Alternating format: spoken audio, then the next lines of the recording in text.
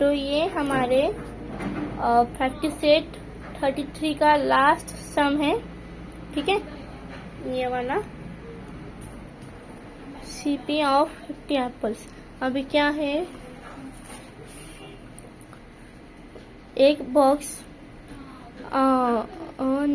अनीफ brought 1 box of 50 apples. Anif ने एक box 50 Apple का लाया, ठीक है, और उसकी कीमत कितनी थी 400, और उसने भेजा कितने में, उसने हर एक एप्पल को 10 रुपीज में भेजा।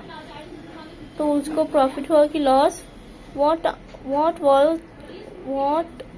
वाज इट परसेंटेज, और उसका परसेंटेज कितना होगा। देखो अभी मैं आपको बहुत इम्पोर्टेंट बात बताती हूँ।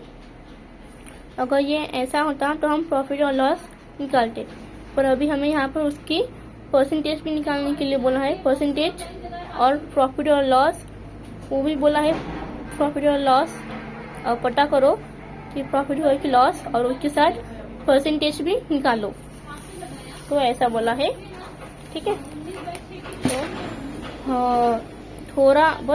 थोड़ा दिमाग लगाने की जरूरत है, ठीक है, थोड़ा समझने की जरूरत है। CP cost price of 50 apples, ठीक है। नॉर्मली 50 एप्पल्स की तो प्राइस कितनी थी 400, ठीक है। उसको कितने में भेजा, हर एक एप्पल को 10 रुपए में भेजा। 50 इंटू 10 तो कितना आएगा।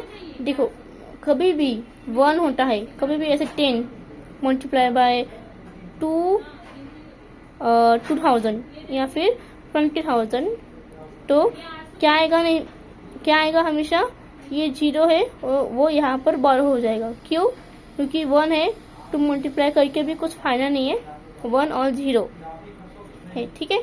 कभी भी अगर 0 के सामने 1 है, ठीक है, 1 है ऐसा है, ठीक है, मल्टीप्लाई तो 2 0 निकाल के लगा दो, क्योंकि सामने 1 है तो उसको मल्टीप्लाई करके कुछ फायदा नहीं होता है। अगर यहाँ पर 160 है तब आपको मल्टीप्लाई करना है, क्योंकि यहाँ पर बीच में क्या है 6 है, ठीक है। कभी भी अगर 1 है तो उसका जो 0 है, उसका जो पीछे का 0 है वो बोरो हो जाता है, ठीक है, बोरो होता है।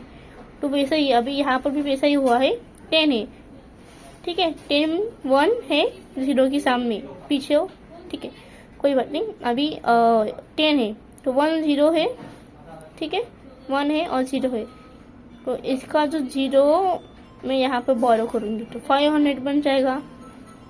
CP सेलिंग प्राइस ज्यादा है, देखो अभी आपको ये दिख रहा है, ठीक है, 500 और 400 उसको कितने मिले। अभी हमें यहाँ पर पूछा गया है कि 50 एप्पल्स को उसने, हर एप्पल को उसने 10 रुपीज का उसने भेजा, तो उसको पैसे मिले, तो हमें इन दोनों को ही मल्टीप्लाई करना होता है, ठीक है।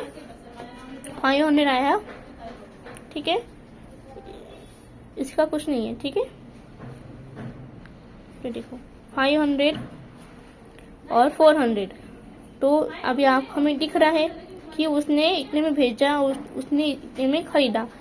तो अगर कॉस्ट प्राइस सेलिंग, देखो कॉस्ट प्राइस जो है सेलिंग प्राइस से ज्यादा है, मतलब सेलिंग प्राइस जो है वो कॉस्ट प्राइस से ज्यादा है, ठीक है, तो उसको हम प्रॉफिट कहते हैं। और लॉस में क्या होता है, अगर कॉस्ट प्राइस ज्यादा है सेलिंग प्राइस से तो वो लॉस है, ठीक है।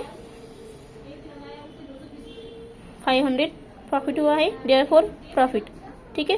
3 डॉट्स लिखने होते हैं, देयरफॉर है, ठीक है, इसका मतलब है देयरफॉर, शॉर्ट फॉर्म है, ठीक है, therefore profit SP minus CP।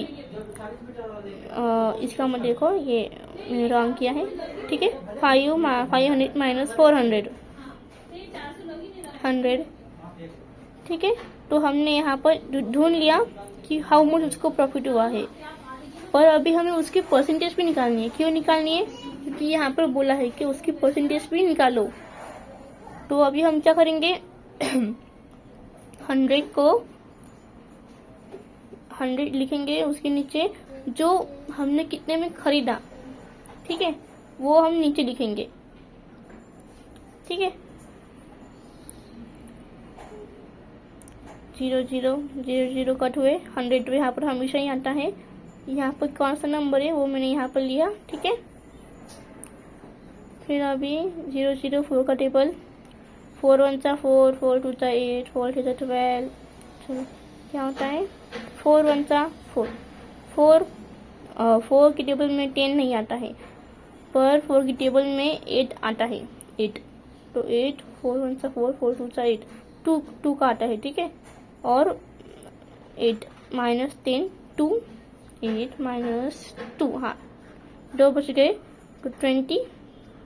4 की टेबल में 20 आता है, किसका आता है, 4 1 सा 4, 5 का आता है, ठीक है। तो 5 यहाँ पर लिखा मैंने, तो 25% हुआ है, ठीक है। तो मैं अभी यहाँ पर थोड़ा अलग लिखूंगी, जो हमारा फाइनल आंसर है मैं ऐसे लिखूंगी, अनीफ मेड अ प्रॉफिट। अनीफ ने क्या बनाया है, प्रॉफिट बनाया है। द परसेंटेज ऑफ प्रॉफिट, और प्रॉफिट का परसेंटेज कितना है, 25%, ठीक है, 25%। ओके, चलो बाय।